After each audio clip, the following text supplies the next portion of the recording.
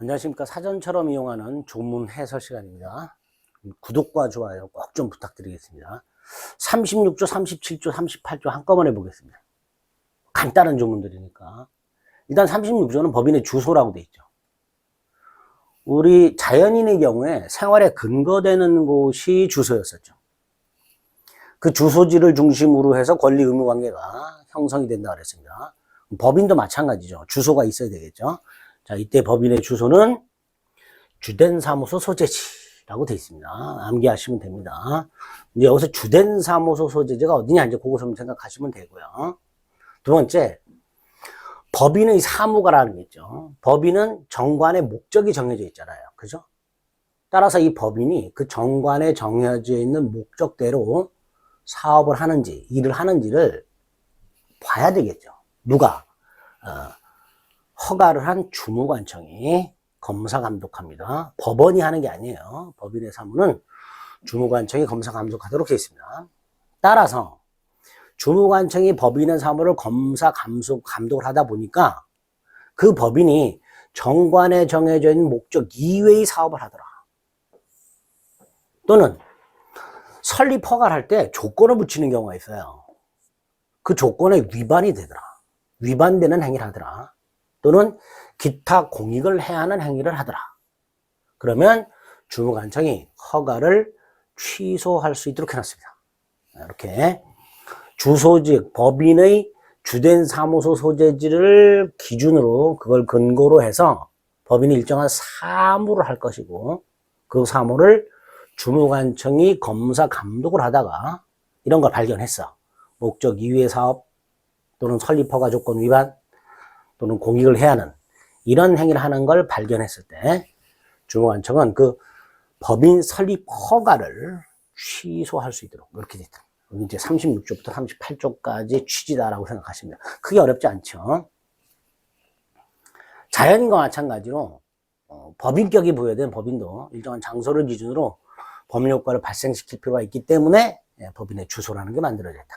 그래서 간단하게 주된 사무소가 어디냐? 보통 법인의 최고 수뇌부라고 얘기합니다. 최고 수뇌부. 뭐라 할까요? 최고 의사결정기관이겠죠. 법인의 최고 수뇌부가 있는 장소를 말합니다. 만약에 사무소가 2개 이상 있을 때 주된 사무소가 어디냐? 중심이 되는 중요한 사무소. 이렇게 보통 설명하고 있습니다. 구체적으로는 정관의 주된 사무소로 기재된 사무소가 있겠죠. 그게 보통 주된 사무소가 된다. 이렇게 생각하시면 되겠습니다. 자, 법인의 주소는 나중에 뒤에서 보시겠지만 법인 설립 등기사항이라는 거 기억해 두시기 바랍니다.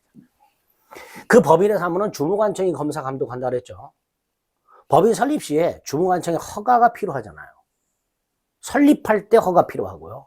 그다음에 설립 후에 그 사무에 대해서는 법원이 아니라 주무관청이 검사 감독을 받는다는 거. 자, 여기서 이제 주로 검사 감독하는 게 정관을 바꿀 때 그 변경하는 허가라든가 또는 법인 설립 허가 취소. 아까 말씀드렸죠? 법인이 목적 이외에 사업을 하거나 또는 설립 허가 조건을 위반하거나 또는 기타 공익을 해야 하는 행위 이런 것들을 감독하는 거예요. 하다가 허가 취소 이런 것들이 검사 감독의 내용이 되겠죠. 여기서 이제 목적 이외의 사업을 한다는 말에서 그 목적이 법인이 정관에 명시된 목적 사업 만을 말하는 거죠. 법인이 정관의 목적을 명시하잖아요. 정관에 그 법인의 정관에 정해진 목적 그걸 좁게 해석해서 그 목적과 직접 관계 있는 행위 이외의 행위 요거를 말하는 건지 아니면 목적과 관련된 직접뿐만 아니라 간접적으로 필요한 것 이외까지. 그럼 요게 이제 법인의 정관에 명시된 목적 사업과 직접 관련 있는 것 요 정도 되겠죠. 플러스 간접 관련 있는 것 요 정도 되겠죠. 그 이외 사업 범위가 다르죠. 직접 이외라면 간접도 포함이 되는 거고요. 직접 간접 이외라면 직간접을 제외된 나머지 행위 이렇게 되겠죠. 이렇게 하는데 대법원은 직접 관련된 사업뿐만 아니라 간접적으로 관련된 사업까지도 목적 사업 범위 내에 들어가는 거예요. 따라서 요거 이외의 사업을 하는 경우 이럴 때 목적 이외의 사업을 한다라고 생각하시면 됩니다. 정관에 기재된 그 목적과 직뿐만 아니라 간접적으로 필요한 사업, 이외의 사업 할 때 목적 이외의 사업을 한다라고 얘기합니다. 이때 목적 사업에 필요한지, 간접적으로 특히 필요한 거, 행위자의 의사가 아니라 그 사업 자체의 객관적 성질. 그러니까 행위자는 이 사업은 정관에 기재된 목적과 간접적으로 관계가 있어 라고 생각을 했지만, 다른 사람들이 봤을 때, 객관적으로 봤을 때 저건 정관의 목적 사업하고는 다른데? 이런 판단은 목적 이외가 되는 거예요. 반대로 당사자가, 행위하는 자가 이건 목적 사업에서 벗어나는 것 같은데? 라는 생각을 했다 하더라도 객관적으로 봤을 때 목적 사업 이내라면 목적 이외의 사업이 아니게 됩니다. 그래서 판단 기준이 행위자의 주관적인 의사가 아니라 사업 자체의 객관적 모습, 그 성질에 따라서 목적 내 사업인지 목적 외 사업인지를 판단해라. 판례 문구를 좀 잘 기억해 주시기 바랍니다. 설립 허가 조건, 설립 허가 할 때 조건을 붙이는 경우가 있죠. 예컨대 수익사업의 범위를 제한하는 조건을 붙였다. 수익사업의 범위 제한하는 조건. 예컨대 장학재단 법인을 설립하는데, 장학재단에 출연된 재산이 있을 거 아니에요. 근데 그 재산을 은행에 넣어놓고 이자만 가지고 장학사업을 할 수는 없을 거 아니에요. 그죠? 뭔가 불려야 될 거 아니에요. 그래서 장학재단에 건물을 하나 만들어가지고 임대사업 같은 걸 한단 말이에요.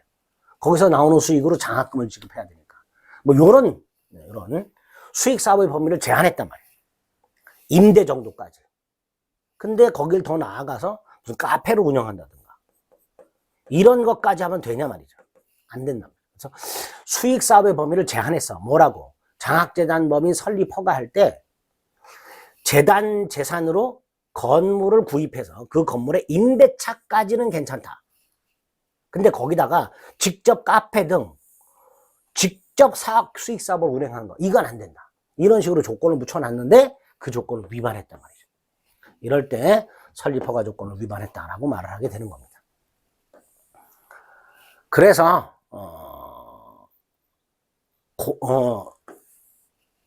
정관의 목적 이외의 사업을 하거나 설립허가 조건을 위반한 경우, 이럴 때 이제 설립허가를 취소할 수 있었죠. 또 하나가 있었어요. 기타 공익에 위반하는 사항이 있었죠. 이때 이제 공익을 위해하는 행위가 뭐냐?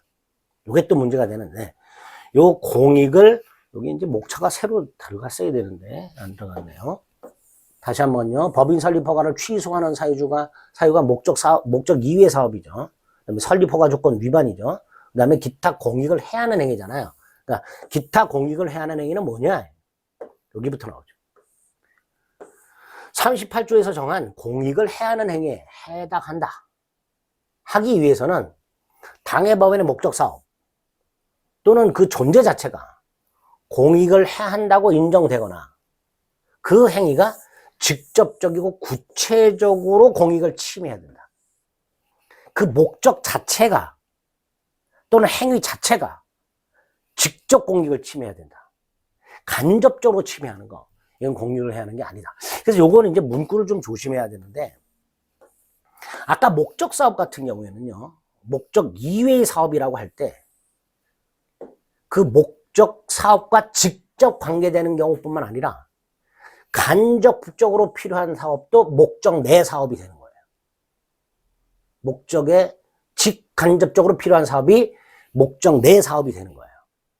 그러니까 이건 범위가 좀 넓죠. 반면에 공익을 해야 한다 할 때 그 공익을 해야 하는 행위는 법인의 목적이라든가 존재 또는 법인의 행위 자체가 직접적이고도 구체적으로 공익을 침해해야 된다 말이에요. 간접적으로 침해하는 건 안 된단 말이에요. 이럴 때 공익을 취하는 행위라고 하게 됩니다. 그러니까 공익을 해야 한다는 건 아주 좁게 해석하는 거예요. 목적 이외의 사업이라는 건 좀 넓게 해석하는 거고, 공익을 해야 한다 할 땐 좁게 해석을 하는 거예요. 그 다음에 여기 정해져 있는 세 가지 사유, 38조에서 정해진 세 가지 사유가 뭐였어요? 다시 한번. 목적 이외 사업, 설립 허가 조건 위반, 공익을 해야 하는 행위 이외의 다른 사유로 법인 설립 허가를 취소할 수는 없다는 것도 기억을 하듯이. 그러니까 38조에 정해져 있는 세 가지 사유는 한정적으로 열거한 거예요. 예시적으로 열거한 게 아니라 한정적으로 열거한 거기 때문에 그 세 가지 사유 이외의 다른 사유로 법인 설립 허가를 취소할 수는 없습니다. 예를 들어서 비영리 법인의 설립 후에 그 비영리 법인의 목적 달성이 불가능하게 됐어. 목적 달성이 불가능하게 되었어. 이게 법인 설립 허가 취소 사유나, 자, 목적 달성 불능은 38조에 규정된 사유가 아니잖아요. 38조에 규정된 사유는 다시 한번 목적 이외의 사업을 하거나 또는 허가 조건을 위반하거나 또는 기타 공익을 해야 하는 행위, 이 세 가지잖아. 근데 목적 달성이 불가능해졌다. 이거는 이 세 가지 어디에도 해당이 되지 않잖아요. 따라서 이 경우에는 법인의 해산 사유는 될 수 있지만 취소 사유에 해당한다고 할 수는 없다. 판례 문구입니다. 이것도 꼭 기억을 하셔야 됩니다. 자, 법인 설립 허가가 취소되면 당연히 법인은 해산해야 되고 그때까지 이루어진 법인 행위는 그대로 효력이 생겨야 되니까 법인 설립 허가 취소가 됐다. 그 효과는 장래를 향하여, 원래 취소라는 건 소급표가 있어요. 나중에 보시겠지만 취소를 하게 되면 처음부터 무효라고 해서 소급표가 있어요. 그런데 법인 설립 허가 취소는 법인 설립 허가가 취소되기 전 법인 행위까지 무효로 해서는 안 되기 때문에 장래효라는 거. 38조, 36조부터 38조까지 조문을 기억하시고, 조금, 특히 38조가, 이게 조금 어려워요. 목적 이외 사업, 설립허, 이거 설립허가 조건 위반은 그렇게 어렵지 않지만, 기타 공익을 해야, 이런 것들이 굉장히 추상적이란 말이죠. 이거를 이제 구체적으로 이해하려고 하지 마시고, 판례 문구를 기억을 해 두시면 되는 거예요. 목적 이외 사업이란 넓게, 그 다음에 공익을 해야 하는 행위는 좁게, 이렇게 판단한다는 거. 기출지문도 크게 어렵지 않습니다. 재단법인이 정관에 정한 방법으로 정관을 변경하더라도 허가가 없으면 효력이 없다. 정관 변경은 주무관청의 허가사항이죠. 아까 주무관청이 그 사무를 감독한다고 그랬잖아요. 그 감독 중에 하나가 허가, 정관 변경 허가. 법인이 목적 이외 사업을 하거나 설립허가 조건에 위반하거나 기타 공익을 해야 하는 행위를 했을 때 그 주무관청은 허가를 취소하여야 한다예요? 취소할 수 있다요? 취소할 수 있다잖아요. 이런 식으로도 출제가 될 수 있습니다. 일단 마지막 거 이거 판례. 비영리법인 설립 후 목적 달성이 불능이 됐다. 이거는 해산 사유는 될지언정 취소 사유는 될 수 없다는 게 판례죠. 이런 식으로 지문이 나오니까 36조부터 38조까지 조문 간단히 암기하시고 특히 38조 조심해 주시기 바라며 37조 주무관청이 법인 사무를 검사 감독한다는 거, 법원이 아니라는 거, 요 정도를 생각해 주시면 되겠습니다. 크게 어렵지 않으니까 조문 간단히 암기하시면 됩니다.